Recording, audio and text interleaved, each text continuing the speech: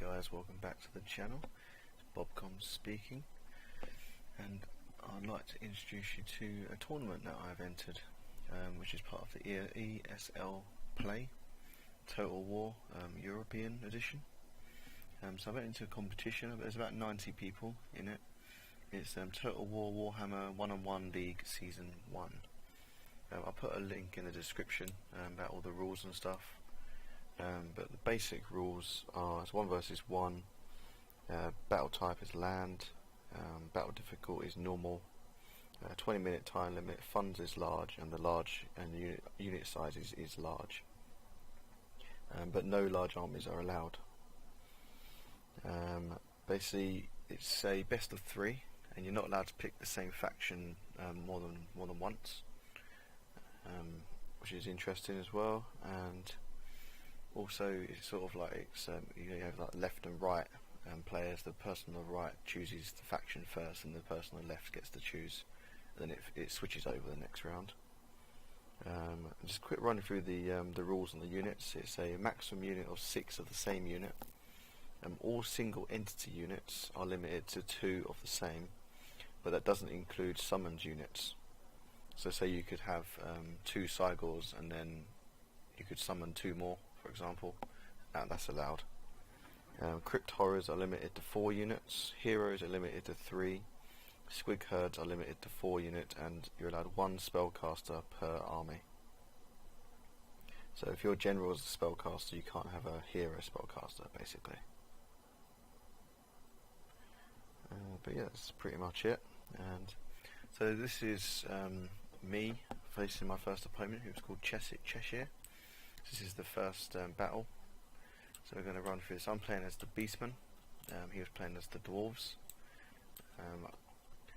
So we're playing on this, one of the new maps, I think this is. I've got 2 Centaurs with throwing axes and a Centaur with great weapons at his rear. I've also got 3 Unger spear herds, 2 Unger raiders, 2 Bestigor herds. I've got Morga the Shadow Gave, who's the new guy. He looks freaking awesome. It's like all like pesticided, and he looks awesome. Take a screenshot of that, I think. There we go. Yeah, so he has like aura of transmutation, which basically gives him an aura of protection. But if he gets damaged or he gets set on fire, for example, it actually hurts him, I believe. Yeah, and he does poison attacks. I've also got the Gorball, of course, and I've got the Bray Shaman Beast because I wanted a Manticore. I decided to go for the Manticore option because the Cygor would just get absolutely destroyed, because I thought he was going to bring cannons. In hindsight, he didn't. He only bought a Grudge Thrower. He's got 4 Dwarf Warriors, 4 Quarrelers, 2 unit of Hammerers, a Skyhammer Gyro Bomber, and he had some Ulthars Rangers hidden on the left hand flank here. So we'll go ahead and get this started. So let's click play. So my initial idea was to get behind this hill. So I literally hit the move command before I even checked his army. So yeah, I sort of went up here and formed up along here. Then I looked at his armour, I was like, oh, he's only got 1 Grudge Thrower. Interesting choice, but it's still pretty tough cookie to crack. The rules of the game, the tournament as well, it says both players have to attack.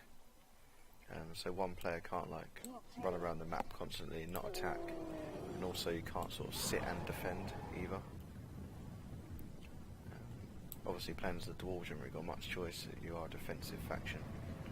You see here, he's fired like 3 or 4 rounds now, and he still hasn't got 1 kill. So I was going to speed it up a bit here whilst I was getting in. You see, he now moves around as I begin to charge down this hill.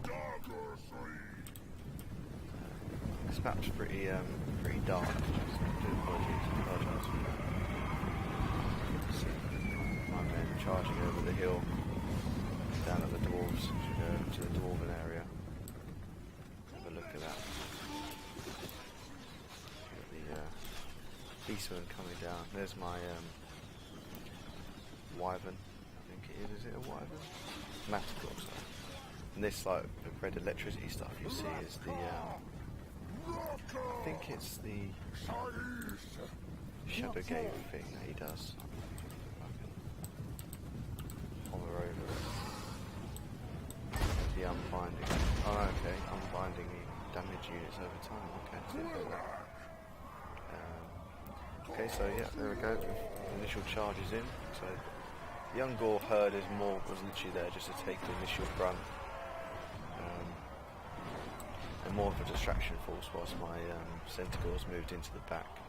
Left his grudge thrower completely undefended here, so my guy's going to get a great charge in here to shut them down. He's got the Sky Hammer Gyro Bomb. I don't you think he used it as a bomber? He was using it as like a machine gunner. You see, I'm waiting for my Ungors to get a bit beaten down. Morgor has an interesting ability. He can summon like Crypt Horrors, I think they were, or Chaos Spawn, once the enemy are below 20% of health. You'll see that in a second. You see my Manticores flying around here. I actually sent him to attack the Gyro Bomber, but I think he gets killed before he reaches it. Didn't even realise these L4 Raiders were here to begin with. You can see it now, I've got my Bestigo herd, I've pushed through my men. So it's good. We've got the right flank is basically going to start breaking down for me soon. There's that unit of Chaos Spawn who spawned here with that unbinding effect. So they're going to start wrecking the Dwarves, that's good, that's good. Manticore died. I think I do finally notice he's got these Ulfor Rangers here, the bloody throwing axes, so I'll send my Bray Shaman over there. Right here I've got another unit of Chaos Spawn against these Hammers. Just wanted to overwhelm this right flank. Just swing it round basically, like get these blobs here and just get them right round behind. I've got my Centaurs throwing in to the rear of their men, so get a nice mass rout going. Not sure why I bought the Master Engineer, but I understand it gives your units buffs, but particularly great. My Centaur with great weapons. I should have cycled these, but I think I was concentrating more on sort of this flank. You see my gore balls now. He's only got a few bits of health there, but I've sent him to attack Belly Iron Hammer to try and get his health down as much as I could. He's got 280 health. I finally started shooting at their Gyro Bomber. Like, all these Gyro Bomber had to do, if you look at this blob here, or even here, he did just brought his Gyro Bomber along here and absolutely massacred me. Unfortunately for me, he didn't. So that's good. Chaos Spawn still fighting down here. So now it's just more of a mop-up mission at them now. Just playing really, can we?